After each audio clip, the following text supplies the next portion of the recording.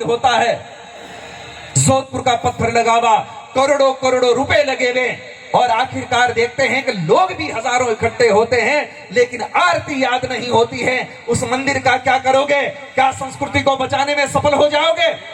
आज एक दुर्भाग्य की बात और निवेदन करें हम, जब कभी भी मंदिर बनता है तो लोग कहते हैं कि इस पर ईंडा कौन चढ़ाएगा, प्रतिष्ठा कौन करेगा। तब तक एक व्यक्ति और आता है, वो कहता है कि मेरी तरफ से मंदिर में एक मशीन भेंट। और मशीन कौन सी? नगाड़े वाली। ये आप लोगों को तो बहुत बढ़िया लग सकता है, लेकिन मैं भारतीय संस्कृति को भविष्य भापते हुए ये बात कह सकता हूं, ये सनातन धर्म का और हिंदुओं का सबसे बड़ा दुर्भाग्य है कि आप अपने सनातन धर्म को मंदिरों से बाहर निकाल रहे हो उस मशीन के द्वारा। मशीन जाती है, बस एक खटका गिराया और धड़ाधड़ धड़ाधड़ धड़ाधड़ शुरू हो जाता है। उसमें कितना नुकसान हुआ पता है? झालर बजाने वाला चला गया, नगाड़ा बजाने वाला चला गया, घंटी बजाने वाला चला गया। अब रही बात आपकी स्थितियां, जो मैं कह रहा हूं आपको अच्छा ना भी लगे, लेकिन इससे कोई फर्क नहीं पड़ता इस सन्यासी को, क्योंकि मैं जब से घर छोड़ करके निकला था, 6 वर्ष का था, तब से लेकर के आज दिन तक जीवन यात्रा कर रहा हूं। इसमें बिल्कुल बेझिझक कह रहा हूं, और जिसको चुभती है तब भी चुभे। कई बार लोग कहते हैं कि महाराज जी आप ऐसी बात क्यों कह रहे हो, किसी को चुभ जाएगी। मैंने कहा जब तक पैर में कांटा नहीं लगेगा तब तक आदमी अपने पैर को देखेगा भी नहीं कि चुभा क्या है। थोड़ा चुभेगा तो टंटोलेगा।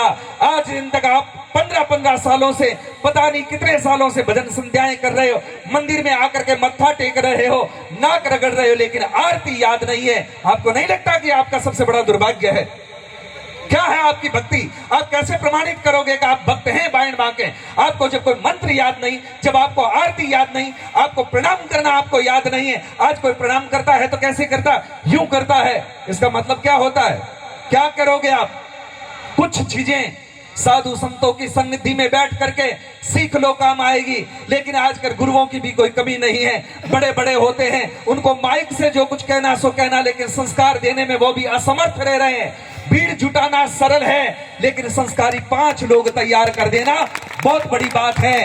महाभारत के युद्ध को देखेंगे तो एक तरफ 3 करोड़ लोग थे और एक तरफ भगवान कृष्ण मात्र 5 बच्चों को लेकर के खड़े हुए थे, और उस पूरे महाभारत के युद्ध के निर्णय को बदल करके रख दिया। ये संस्कारों की बात होती है, सनातन की बात होती है, परंपराओं की बात होती है। इसलिए निवेदन करना चाहता हूं, मंदिरों से ये जितनी भी मशीनें हैं जल्दी से जल्दी बाहर निकालो। और आजकल आरती याद नहीं होती तो क्या हुआ पता है? मेमोरी कार्ड आ गया, पेन ड्राइव लगा करके और खटका डाल देते हैं, फिर ओम जय जगदीश हरे हो जाती है, ओम शिव ओमकारा शुरू हो जाती है। आपको कोई लेना देना नहीं।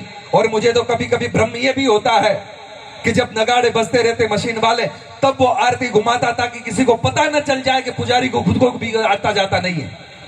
हकीकत तो ये है, क्योंकि बस नगाड़ा बजता रहता है, वो घुमा करके पूरा कर देता, पता भी नहीं चलता कि हकीकत क्या है। लेकिन क्या कहें क्या करें समझ में नहीं आता।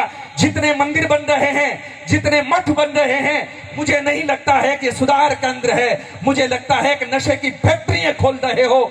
जितने भी भारतवर्ष में कहीं पर भी जाकर के देखता हूं, बड़े बड़े मंदिर होते हैं, वहां पर हर आदमी वहां बैठा क्या करता है? या तो हथेली चाटेगा या फिर गोचे चूसेगा। इससे ज्यादा हमने कुछ नहीं देखा है।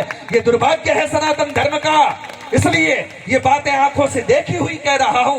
आपको बुरा लगे तो सुधरने का प्रयत्न करना, ताकि सनातन धर्म अपने पैरों पे खड़ा हो सके। वरना एक समय ऐसा आ जाएगा कि इसको पूरा विकलांग कर डालोगे तुम।